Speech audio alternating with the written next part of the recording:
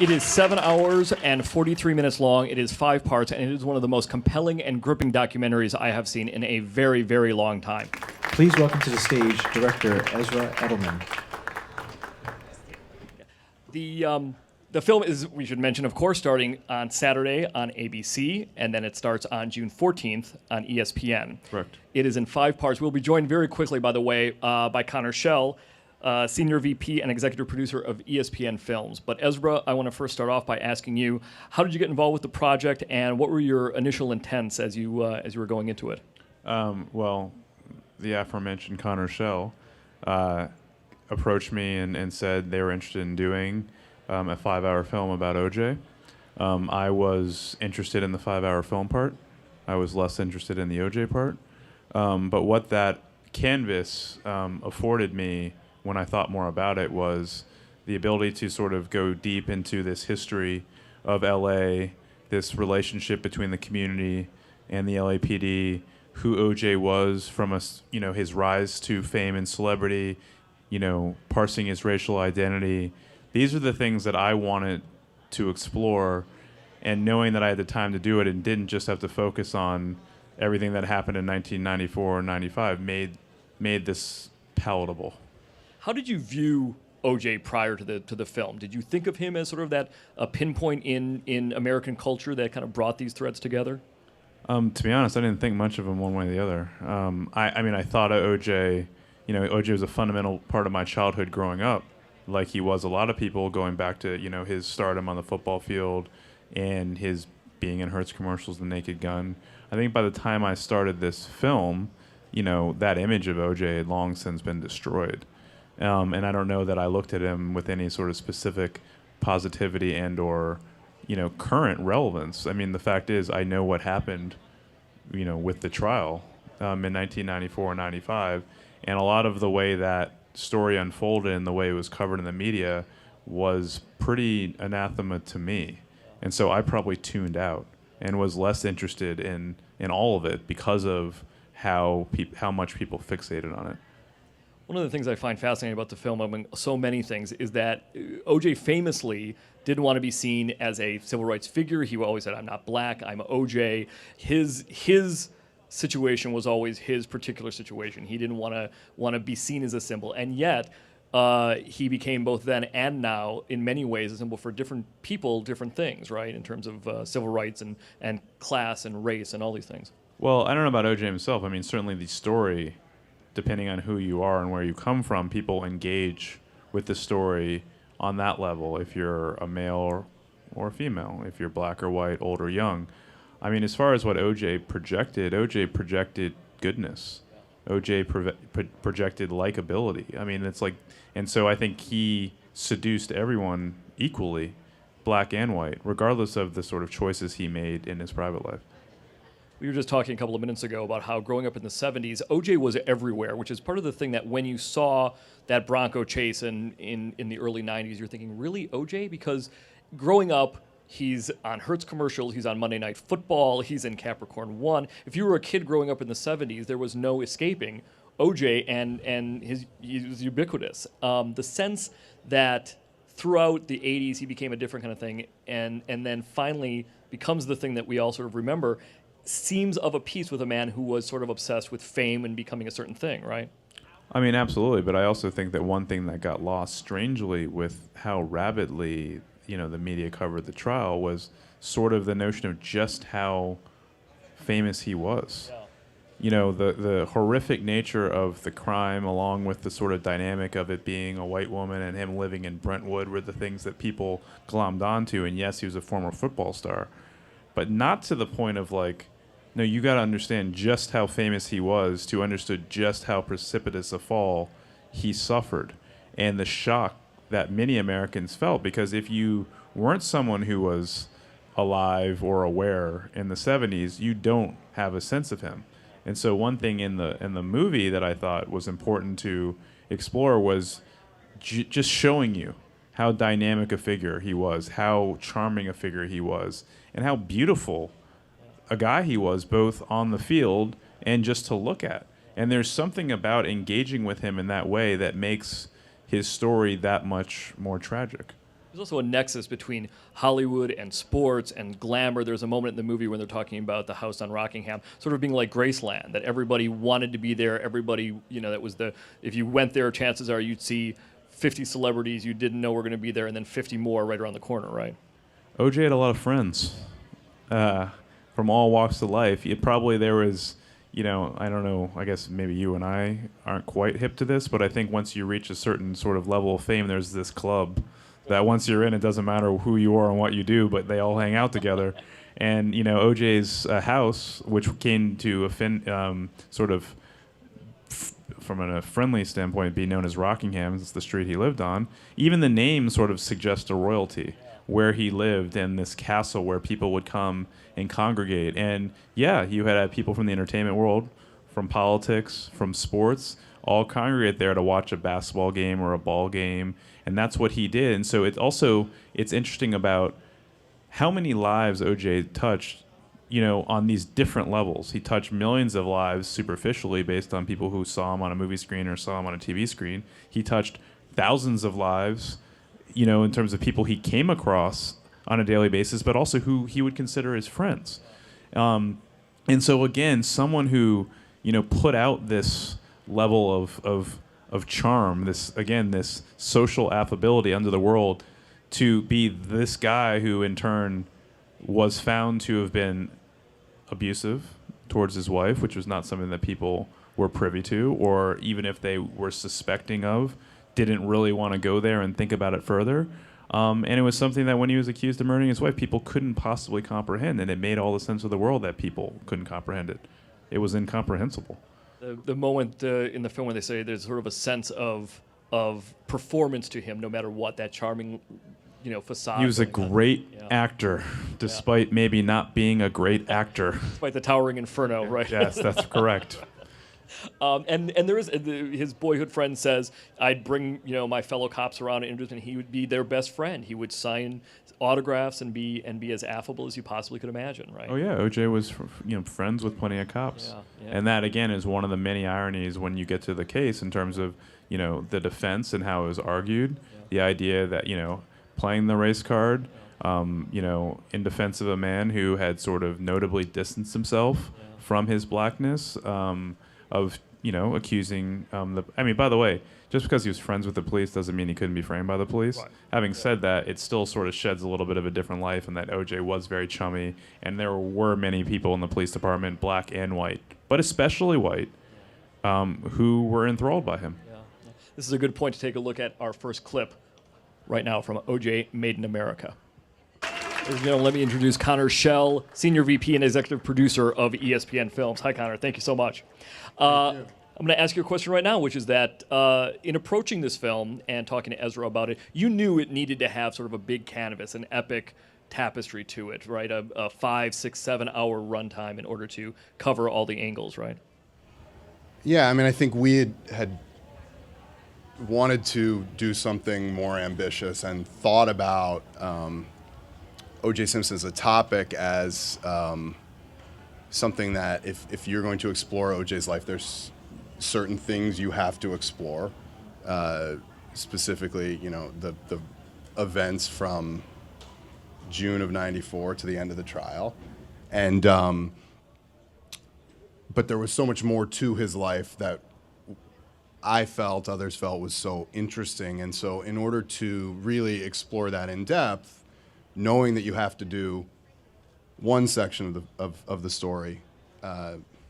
It sort of sounds like a statement of the obvious, but it felt like it had to be longer. Yeah. It had to give someone the room to explore race and celebrity.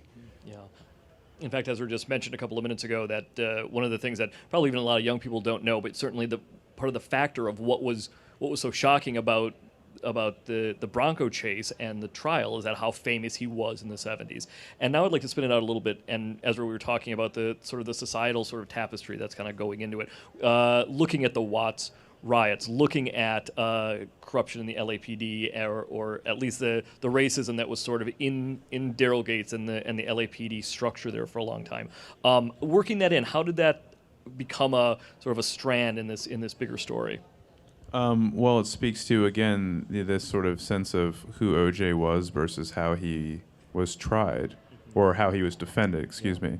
But in turn, why people sort of invested in him as this symbolic character and why he received so much support from the community.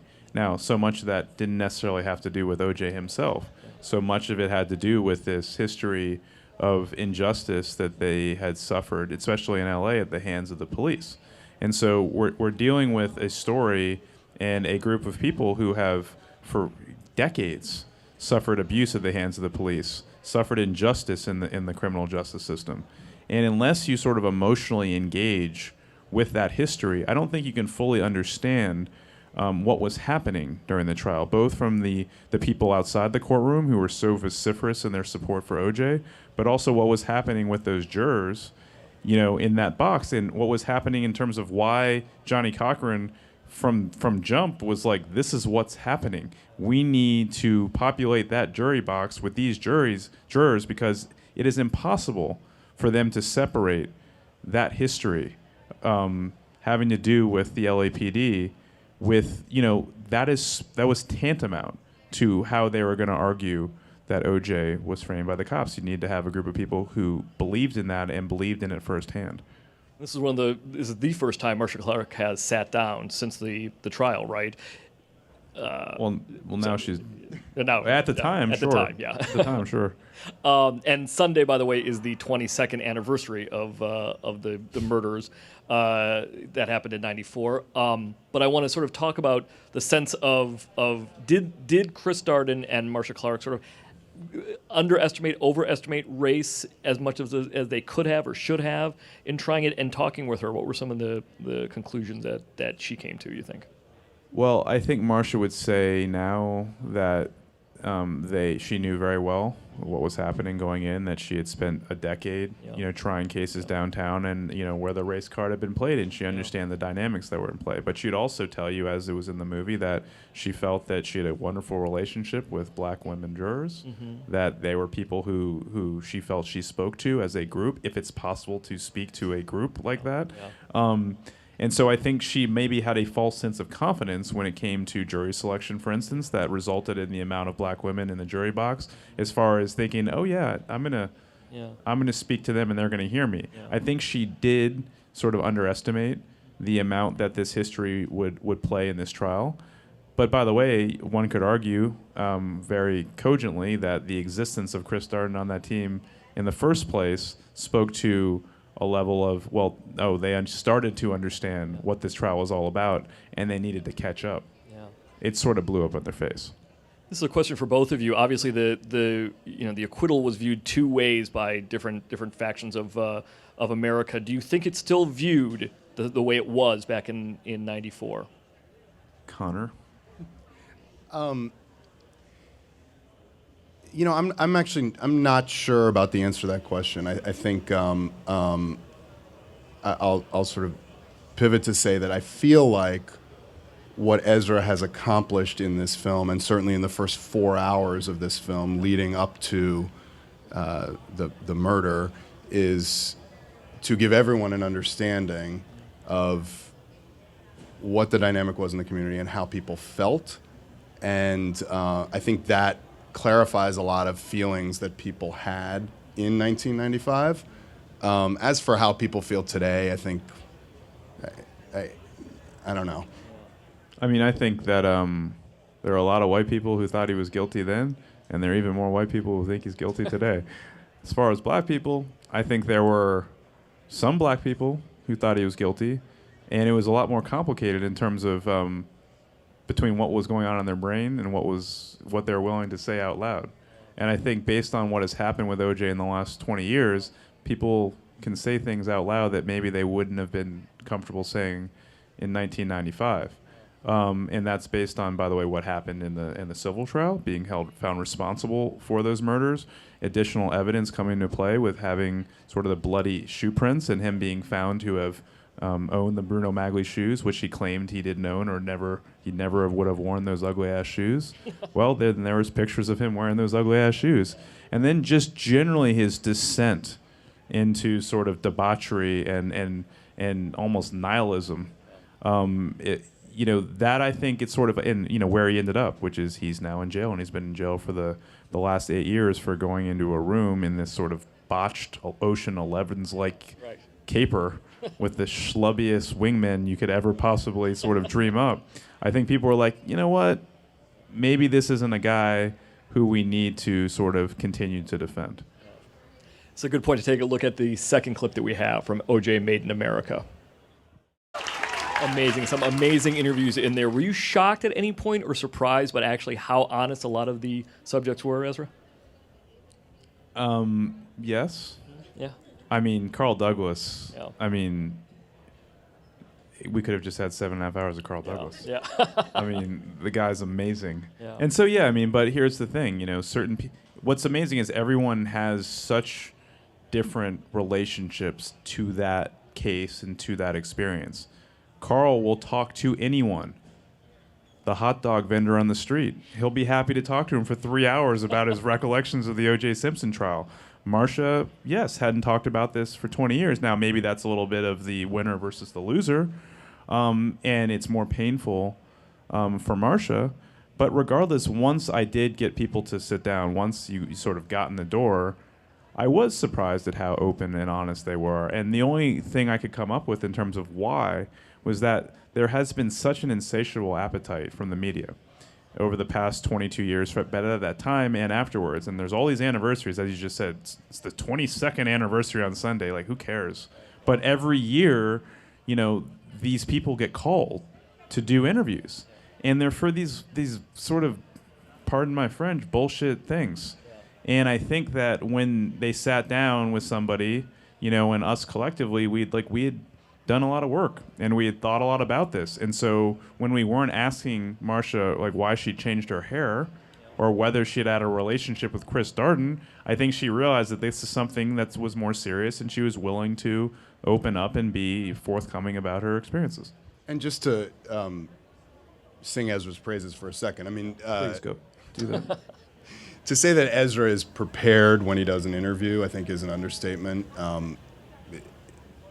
He does all the homework possible, obsessed over learning everything about each of these characters and story for months before he sat down with people. And when he sat down, some of these interviews were 6, 7, 8 hours long.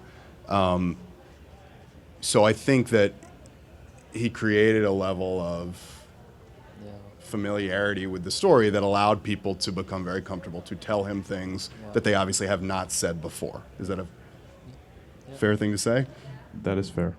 No 8-hour interviews, but sure. 6? 6, sure. 6, okay. How many hours of film did you actually shoot? What was the sort of final tally ballpark? That's impossible to know. I mean, there was so much footage that we collected. I mean, we did 72 interviews. My guess would be probably an average of a 2.5 to 3 hour interview. Yeah. Some did go as long as 6.5. Yeah. And so there's probably, 200 to something, hours of just interview footage. But that, we had hundreds and hundreds and hundreds of hours of archival footage. Which, in fact, leads... Next time I tell the story, it'll be 10-hour interviews. Right. He was with them for 2 straight days. And that leads to something we were talking about just a couple of seconds ago, Ezra, which is that, the golf analogy, and then I'm going to take some questions from the audience in a moment, but the sense of OJ cheating at golf, there's sort of... I'm wondering if there was any interviews, any strands that you found where you said, you know what, this is something that surprised me, and here's a great bit of illustrative fact or illustrative footage to back that up. And I guess the golf is sort of a great microcosm of that, right? The sense of him cheating at golf and sort of the sense of what that sort of says about his character. And that. Well, I mean, I think there's all these little things that speak to who OJ was, whether it was him cheating at golf with his friends when you're talking about a guy who is so athletically superior to all these people, and he's still and he had everything in the world, and he couldn't stand to lose. Yeah. And it's like, come on. But what was as telling was all these people who play golf with him every day, they let him get away with it. Right, yeah. And they thought it was funny. And I'm like, what? Yeah. Like, no normal, sane person, competitive person, we all have our own sort of sense of fairness. Yeah. Why would you let somebody like that get away with it? And that just shows how enthralled people were. It's no different, by the way. OJ stole his best friend's girl when he was 16 years old, Al Cowlings. Yeah. But yet this was a guy who was right beside him every step of the way. Why? Yeah. You know, and OJ had that magnetism, that charm. In the case of Al Collins, maybe also he was his meal ticket. Yeah. But like it speaks to OJ, you know, you wonder if you believe this, but I do, this sense of entitlement that kicks in and cements, and the feeling of you do these things and you keep getting away with it and you keep moving forward and no one seems to be bothered by it. You wonder how that affects your behavior, you know, as you go through life. But it's we had been talking earlier. I also think that the one of the amazing things about the film is that, like Studs Terkel, The Great War, any of those great sort of nonfiction books that sort of develop a narrative based on all these anecdotal conversations, you really see the full picture through all the personalities and through all the prism of viewpoints, right? Yeah. I mean, the foundation of this film are the people in the film, the people who, you know, the majority of whom are from Los Angeles and who lived in this place for their whole life. Yeah. And they brought those experiences to, you know, whether, by the way, their experiences growing up there and then in terms of their proximity to OJ, or in terms of how this played out during the trial. Yeah. But that's the backbone. Yeah. You know, this sort of, you know, that's also what makes this, you know, this historical document. It's oral history in many ways. Yeah. And, you know, and there's a lot of truth in this story because it comes authentically from all these people who dotted this landscape for so long. And in some ways, like, that's the real gift of, again, when I say I was, you know, I was humbled by people's willingness to be open and to be forthcoming, because that's the only way these stories get told and passed down is through this oral history. And, you know, I think the thing that Ezra accomplishes here that makes it come to life, it has to do exactly with those characters, and those characters recurring throughout different parts of the film and interacting with all these different, or intersecting with all these different historical events that really define the connection of the audience to it's you know, it would be much easier to tell this story by saying, here are the 7 people I'm going to talk to about this. Now I'm going to talk to 5 people about this, and segmenting in that way. And instead, he creates this coherent narrative through the characters. Let's see if anybody has any questions out here over the left-hand side. Yeah. My question is, we all have our opinion on whether or not OJ is guiltier or not, and I'm sure you both have your own belief as well. Do you think that the film leans toward guilt or innocence, or is it just a straightforward picture of OJ through the people who knew him or prosecuted him or defended him and whatnot? The question of OJ's guilt or innocence is not paramount to this film. There might be answers based on who you are or who anyone else is, based on seeing stuff about him, his character, his identity, the evidence in the case. I can't prevent people from making up their minds or having their minds changed by watching this. But I think the question of his guilt or innocence for me is incidental to the telling of this story. It's not what it's about. Congratulations. I really look forward to seeing this. And I was wondering how it evolved once you were doing research and started looking at existing footage and how your approach was and how it changed as you went into it, as you started to edit this thing. So there was a lot of research and a lot of reading and a lot of sort of trying to absorb everything that existed before I could actually have, you know, figure out that architecture. And in many ways, there is an ability, because there is so much on the record, and because you're dealing with history that is already there to give you that foundation before you end up going out and doing interviews. The fact is, if you went out and did interviews with these people without a plan, you wouldn't get much from them. And so there's a lot that was already known before I even started doing this. It wasn't informed that much by that process. I was wondering, how did you balance it being a piece of investigative journalism and a work of art? I mean, it's interesting because I don't know that I would consider myself an investigative journalist. I would consider myself a journalist. And so, you know, there's an investigation in who OJ is as a character, but not, you know, sort of using techniques that you maybe would ascribe to investigative journalists. And so, having said that, like, for me, foundationally, I'm interested in telling the best story and finding truth in that story. And that's always going to be the foundation of how I operate. Now, the fact is you're still making a film, and it is a work of art. But that sort of comes out naturally through the course of making it. And, you know, there's certain artistic decisions and aesthetic decisions that go in to making anything, but in some ways there is so much information and so much story and so many voices to find and to mine and then to coalesce into something that makes sense, that it ends up being much more of a journalistic exercise, certainly in the way it feels, versus a work of art. But that also happens because that comes secondarily in terms of the stuff you shoot, in terms of the score, in terms of how the thing makes you feel. And so it is both, but one sort of comes first. When you scripted the documentary or made an outline for it, did you originally plan to interview OJ, or was the plan that you probably would never get an interview and would work a different angle on it? I mean, I would have loved to have interviewed OJ, but you know, when Connor approached me to do this story, thankfully he didn't say, and we're only doing this if you get OJ to sit in a chair and do an interview. I mean, he's been in jail for 8 years. He hasn't done any interviews since he's been in jail, and so there was no reason for me to think he would sort of talk to me when he's been someone that everyone's been trying to get to sit in a chair since he's been incarcerated. And so frankly, I operated with the assumption that he wouldn't say yes to me. I did reach out to him after a certain point, telling him that I'm working on this film, I've interviewed this many people, I've done my homework, love to talk to you. Never heard back. And I do think it's, you know, when Ezra and I first started talking about this, the easy thing to say is like, oh, go tell this story on this whim that, you know, people will talk to you, right? And that was this whole process of Ezra winning people over to sit down and go through this experience with him. And, you know, it's a sort of a tribute to all the work that he did to make that happen. And OJ Made in America begins this Saturday, June 11th on ABC, and then it is on ESPN Tuesday, June 14th. Ladies and gentlemen, Connor Schell, Ezra Edelman. Thank you very much, gentlemen. Thank you, Joe. thank you.